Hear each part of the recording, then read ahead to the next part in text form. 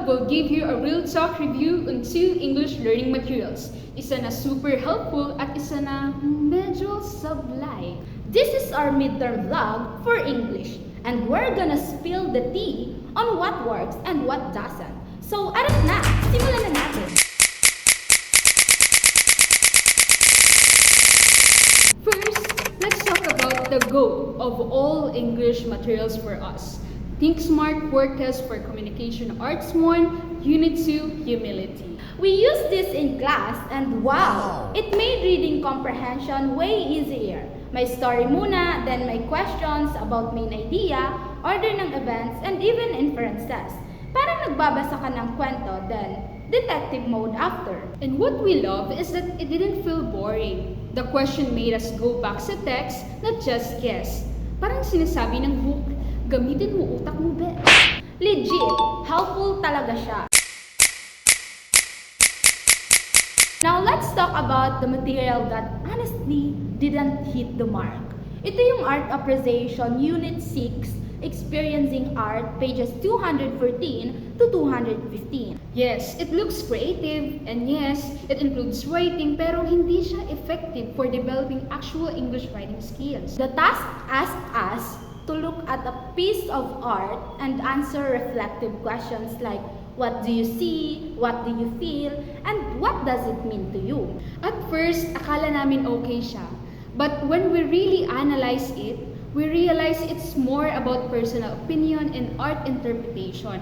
Walang guide sa grammar, walang instructions sa paragraph construction, and definitely no practice in writing formal compositions. It doesn't teach us how to write a proper thesis, use transitions, or build a coherent ideas. No rubrics, no writing formats, no examples, just open-ended reflection. Honestly, mas bagay siya sa journal writing or values education, not English composition. Kung gusto mong matuto ng structured writing, this won't help you at all. That's why for us, this material is the least effective. It may look creative, but it doesn't build the actual skills we need in writing academically or formally. Pairing the two, the Think Smart Word Test was focused, well-designed, and clearly targeted at improving reading comprehension. Meanwhile, the writing task on art appreciation might be creative, pero it failed to teach actual writing skills. Walang instructions, no writing practice, and no structure. This experience taught us that not all materials with writing tasks are automatically good for English learning. The content must match the specific skill like comprehension, grammar, or composition. Now we know the best materials give structure, support, and step-by-step learning, while the worst ones may look fun. If they lack clear guidance, we end up learning less. So here's our advice. Use materials that are student-friendly, clear, and actually helpful. Sa mga teachers, please make sure the material matches the learning goal. If we're teaching writing, dapat may grammar, structure, and writing guide.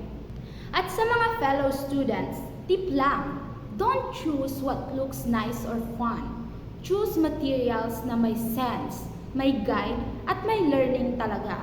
Remember, hindi lahat ng colorful ay effective.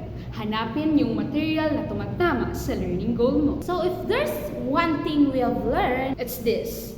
The right material doesn't just teach, it empowers you to grow. choose tools that build your skills, not just fill the page. And always remember, learning is better when it's meaningful, guided, and fun.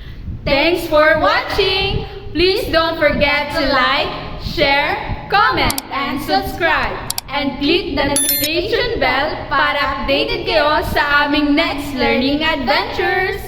Be smart, be curious, And be better every day. Bye for now!